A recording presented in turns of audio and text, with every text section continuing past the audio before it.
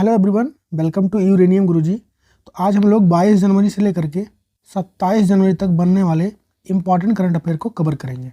चलिए स्टार्ट करते हैं वीडियो। पहला क्वेश्चन है, अयोध्या राम मंदिर में स्थापित रामलला की मूर्ति की ऊंचाई कितनी है? तो इसकी ऊंचाई है 51 इंच। कितनी है इसकी ऊंचाई? 51 इंच यानी 4.25 फीट इसकी हाइट हो जाएगी। यह मूर्ति रामलला के 5 साल की उम्र को दर्शाता है। मूर्ति को बनाया किसने है? तो इसको बनाया है कर्नाटक के अरुण योगी राज ने।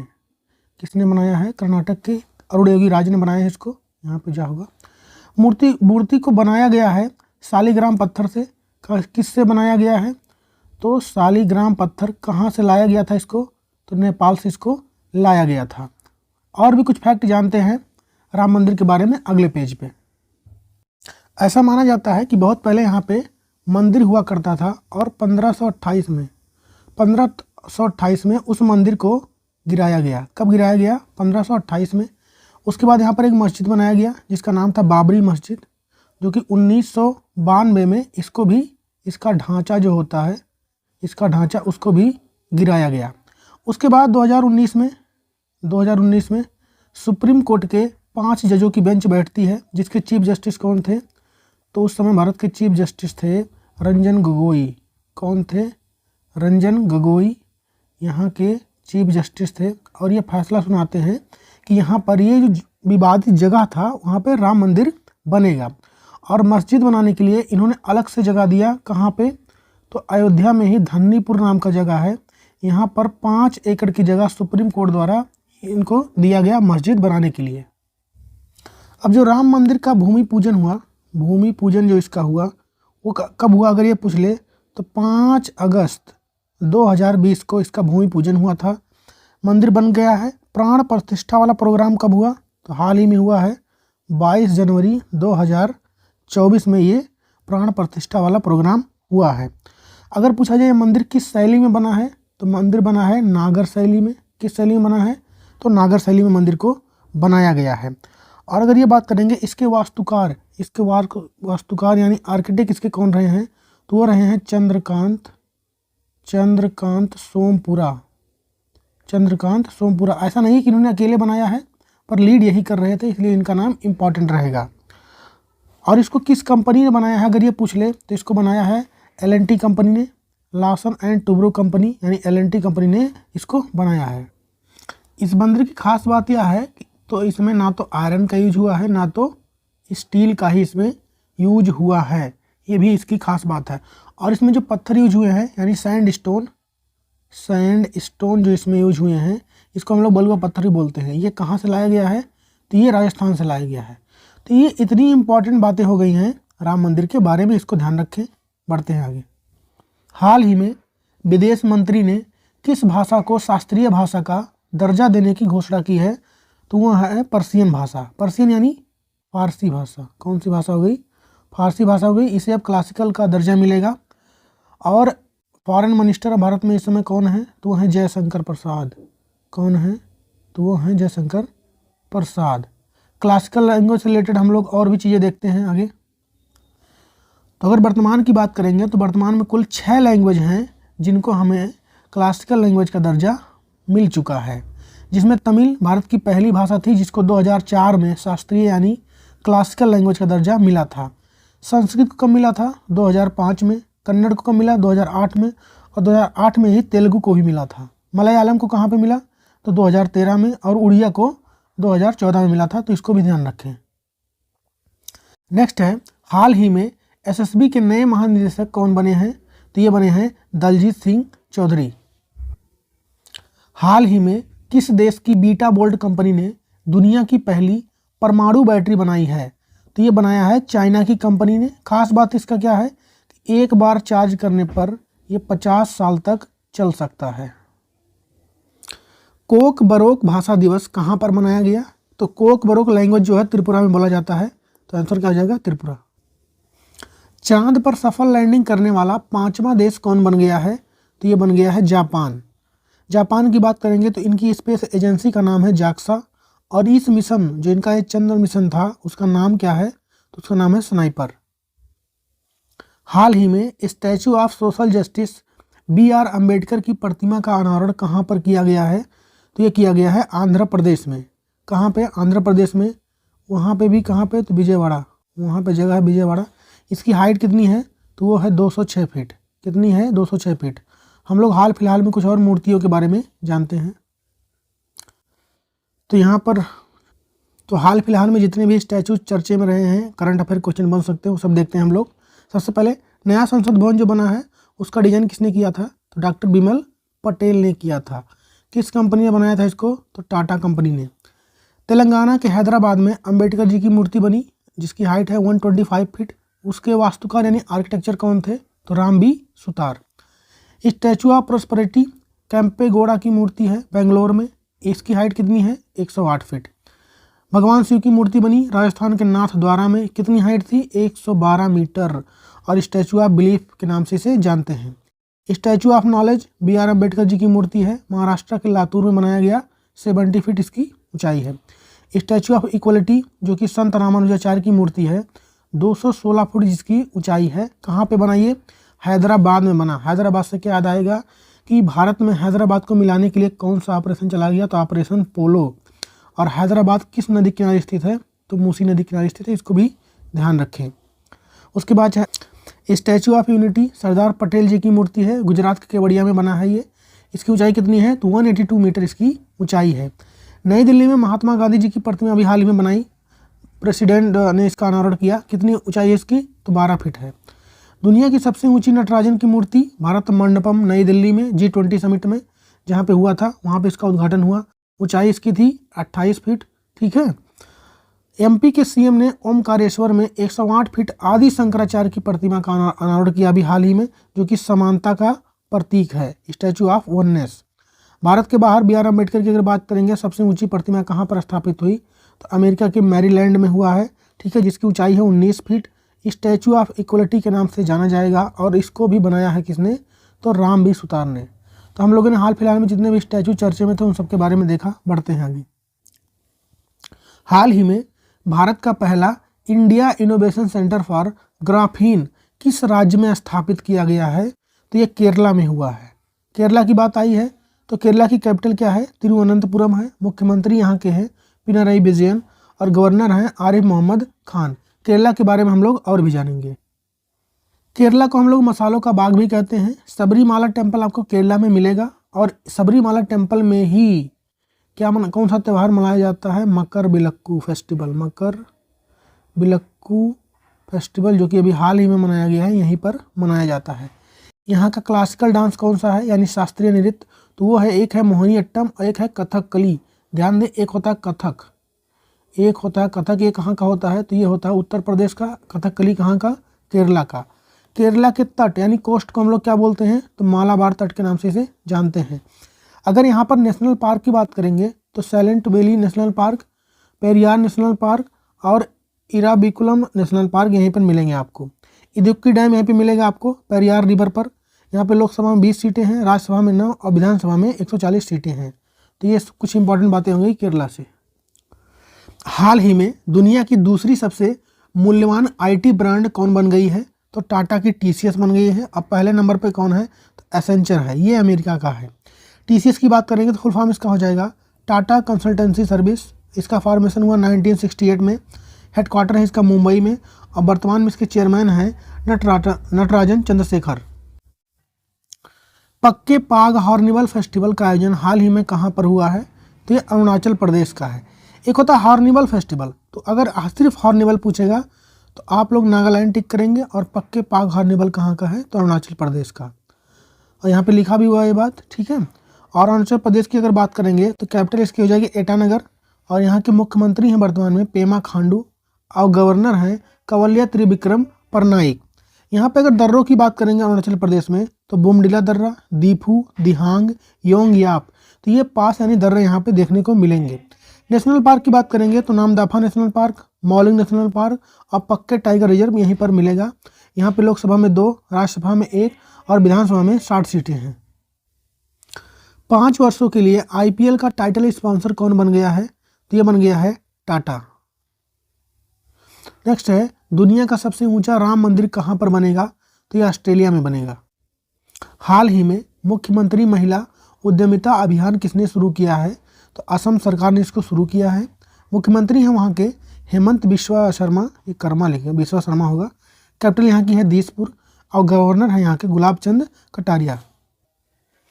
15वें ICC अंडर-19 पुरुष क्रिकेट वर्ल्ड कप 2024 कहाँ पर स्टार्ट हुआ है? साउथ अफ्रीका में। हाल ही में कृत्रिम चट्टान परियोजना का उद्घाटन कहाँ पर किया गया है? तो ये केरला में है। इसका यूज क्या होगा? तो मछली उत्पादन को बढ़ावा देने के लिए इस परियोजना का शुभारंभ किया गया है। और अभी हाल ही में हम लोगों ने पढ़ा था करंट अफेयर में कि गुजरात ने अपना स्टेट फिश घोषित किसको किया था? तो घोल मछली को। किसको किया था? घोल मछली। इसे गोल्ड मछली के नाम से भी जानते हैं। हाल ही में जारी फोर्ब्स रिपोर्ट के अनुसार स्वर्ण भंडार के मामले में पहले स्थान पर कौन सा देश रहा है? तो USA रहा है। भारत की बात करेंगे तो भारत 9वें स्थान पर रहा है। हाल ही में किसे भारत रत्न पुरस्कार से सम्मानित करने की घोषणा की गई है? तो कर्पूरी ठाकुर को किया गया है। इनको यह अवार्ड मरणोपरांत मिलेगा। ठीक है, और ये कहाँ के रहने वाले हैं? तो बिहार के रहने वाले थे ये। वहाँ के पूर्व मुख्यमंत्री भी रह चुके हैं। केंद्र सरकार ने बिहार के पूर्व मुख्यमंत्री कर्पूरी ठाकुर को भारत का सर्वोच्च नागरिक सम्मान भारत रत्न देने की घोषणा की है। कर्पूरी ठाकुर को, जिन्हें जननायक के नाम से भी हम लोग जानते थे, इनको यह पुरस्कार मरणोपरांत दिया जा रहा है। आखिरी बार 2019 में भारत रत्न दिया गया था। कितने लोगों को? 3 लोगों को। प्रणब मुखर्जी, नानाजी देशमुख और भूपेंद्र हजारिका को ये मिला था। पहली बार अगर बात करेंगे भारत रत्न कब मिला था? 3 लोगों को मिला था। 1954 में मिला था, जिसमें डॉक्टर सर्वपल्ली राधाकृष्णन, चक्रवर्ती राजगोपालाचारी और CB रमन शामिल थे। भारत रत्न भारत के राष्ट्रपति द्वारा दिया जाता है। ठीक, और एक बार में अधिकतम 3 लोगों को दिया जाता है। और सबसे पहली अगर महिला अगर पूछ ले किसको मिला था भारत रत्न, तो इंदिरा गांधी को मिला था। किसको मिला था? इंदिरा गांधी को। अगला है स्टीड फास्ट डिफेंडर 2024 युद्ध अभ्यास का आयोजन किसके द्वारा किया गया है? तो इसका आयोजन किया है नाटो ने। नाटो की बात करेंगे तो फुल फॉर्म इसका हो जाएगा नॉर्थ अटलांटिक ट्रीटी ऑर्गेनाइजेशन। इसका फॉर्मेशन हुआ 1949 में। हेडक्वार्टर है इसका ब्रुसेल्स, बेल्जियम में। इसमें मेंबर कंट्री की बात करेंगे तो वो है 31 और जो लेटेस्ट ऐड हुआ है वो है फिनलैंड। ठीक है, और जिनका भी हाल फिलहाल में एग्जाम है तो उनके लिए मैं 2023 और +24 में अभी तक जितने भी मिलिट्री एक्सरसाइज हो चुके हैं उनका मैंने सेपरेट वीडियो बना के अपलोड कर दिया है। आप लोग टॉपिक वाइज करंट अफेयर वाले प्लेलिस्ट में जाके उसको देख सकते हैं। विंग्स इंडिया अवार्ड 2024 में साल का सर्वश्रेष्ठ हवाई अड्डे का पुरस्कार किसे मिला है? तो 2 हवाई अड्डों को मिला है। एक नई दिल्ली के हवाई अड्डे को, दूसरा बेंगलुरु के। आंसर क्या हो जाएगा इसका? D। G77 शिखर सम्मेलन 2024 का आयोजन कहाँ पर हुआ है?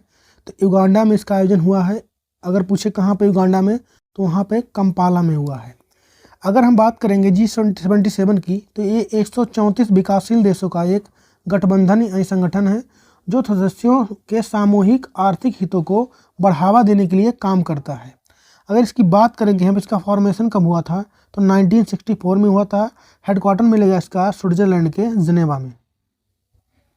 21 जनवरी को निम्न में से कौन से राज्य अपना स्थापना दिवस मना रहे हैं? तो 3 राज्य मनाते हैं, मणिपुर, मेघालय, त्रिपुरा। आंसर क्या हो जाएगा? D। मणिपुर की बात आई है तो कैपिटल उसका है इम्फाल। मुख्यमंत्री हैं N बीरेन सिंह, गवर्नर हैं अनुसुईया उइके। सिक्किम की बात है तो कैपिटल अगरतला है। चीफ मिनिस्टर हैं मानिक शाह और गवर्नर हैं नालू इंद्रसेन रेड्डी। मेघालय की बात करेंगे तो कैपिटल उसका है शिलोंग। चीफ मिनिस्टर हैं कोनोट संगमा और गवर्नर हैं फागू चौहान। जॉय अवार्ड 2024 से सम्मानित होने वाली पहली भारतीय महिला कौन बनी है? तो ये बनी है आलिया भट्ट। ये पहली महिला है जो इस अवार्ड को पाई है। यह पुरस्कार सऊदी अरब में दिया गया है। वहाँ पर भी पूछे तो कहाँ पे? रियाद में। हाल ही में WHO ने किस देश को मलेरिया मुक्त घोषित कर दिया है? तो केप वर्डे नाम का एक देश है उसको किया है। इसकी कैपिटल क्या है? तो पेरिया इसकी कैपिटल है और करेंसी यहाँ पे है केप वर्डेन स्क्यूडो। हाल ही में किस राज्य ने जातीय जनगणना की शुरुआत की है? तो ऐसा किया है आंध्र प्रदेश ने। इसके पहले जातीय जनगणना जो है बिहार में हो चुका है। आंध्र प्रदेश की बात करेंगे तो यहाँ के CM कौन है? तो वह है जगन मोहन रेड्डी। भारत ने किस देश के साथ संयुक्त सैन्य अभ्यास खंजर का आयोजन अभी हाल ही में किया है? तो ये हम लोगों ने किया किर्गिस्तान के साथ। इस बार इसका ये 11th नंबर का एडिशन था। कहाँ पर हुआ? तो ये बकलोह में हुआ है, हिमाचल प्रदेश में। और किर्गिस्तान की बात करेंगे तो यहाँ की कैपिटल है बिश्केक और करेंसी क्या है यहाँ की? तो किर्गिस्तानी सोम है। पराक्रम दिवस कब मनाया गया? 23 जनवरी को यह मनाया जाता है। सुभाष चंद्र बोस जी की जयंती पे मनाया जाता है इसको। इनका जन्म कब हुआ था? 23 जनवरी 1897 में उड़ीसा के कटक में हुआ था। इस बार उनकी यह 127 नंबर की जयंती है।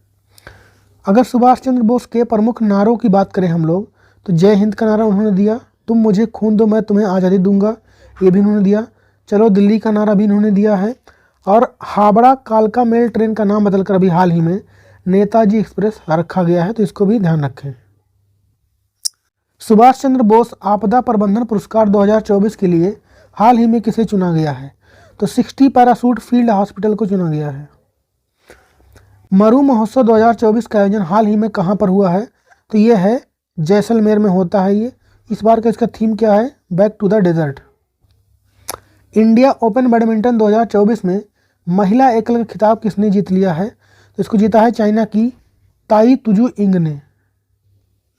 हाल ही में शिक्षा मंत्रालय ने कितने वर्ष से कम आयु के विद्यार्थियों को कोचिंग में केंद्र में प्रवेश पर रोक लगाया है? तो 16 साल। हाल ही में आईसीसी पुरुष ODI cricket of the year 2023 किसे चुना गया है? तो ये चुना गया है विराट कोहली को।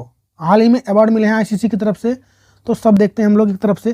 क्रिकेट ऑफ द ईयर का पुरस्कार किसे मिला? तो मेल में मिला है पैट कमिंस को, ये ऑस्ट्रेलिया से बिलोंग करते हैं। फीमेल में अगर बात करेंगे तो नाटी सीवियर को मिला है। अगर ओडीआई की बात करेंगे तो किसको मिला है? विराट कोहली को मेल में, और फीमेल में मिला है चमारी अटापट्टू को, ये श्रीलंका से बिलोंग करती हैं। T20 की बात करेंगे मेल में तो मिला है सूर्य कुमार यादव को, फीमेल में मिला है हेली मैथ्यूज को, और टेस्ट में किसको मिला है? तो उस्मान ख्वाजा, मेल में उस्मान ख्वाजा को ये अवार्ड मिला है। और अगर ये पूछे कि बेस्ट इमर्जिंग प्लेयर का अवार्ड किसे मिला, तो ये मिला है रचिन रविंद्र को। रचिन रविंद्र ये कहाँ से बिलोंग करते हैं? तो न्यूजीलैंड से। हाल ही में सौरैया उपग्रह को किसने लॉन्च किया है? तो इसको लॉन्च किया है ईरान ने। इसमें रॉकेट जो उसने यूज किया है क्यूम 100 रॉकेट यूज किया है, और नूर सैटेलाइट अभी हाल ही में ईरान ने ही लॉन्च किया था, इसको भी ध्यान रखें। नेक्स्ट है राष्ट्रीय बालिका दिवस कब मनाया गया?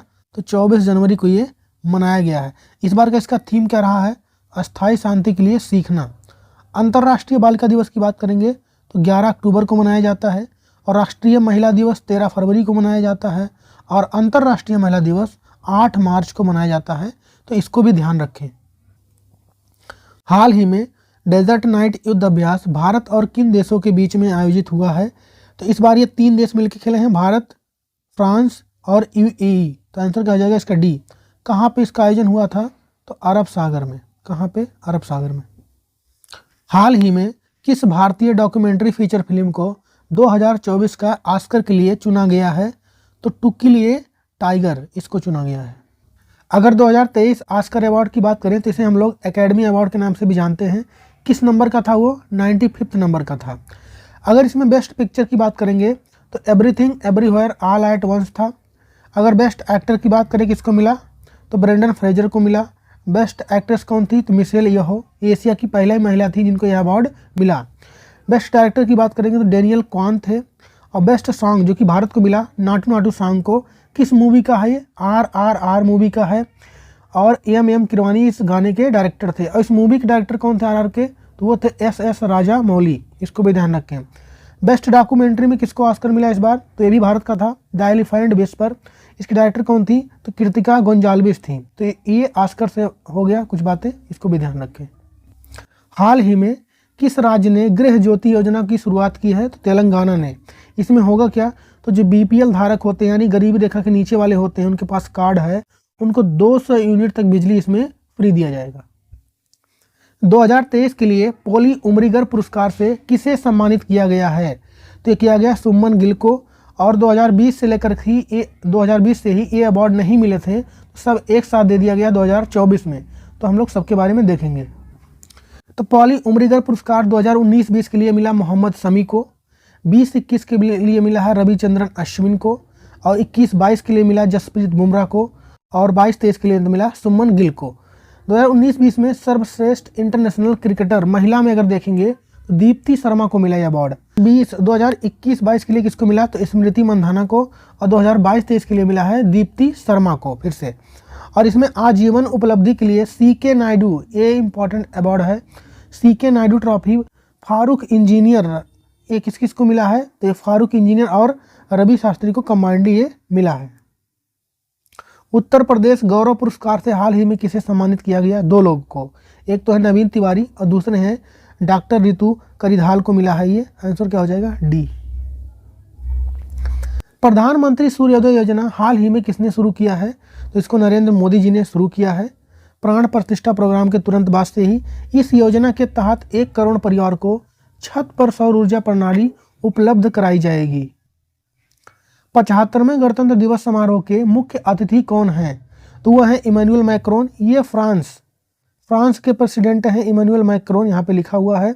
इस बार का थीम क्या रहा है तो भारत लोकतंत्र की जननी और विकसित भारत इसका थीम रहा है।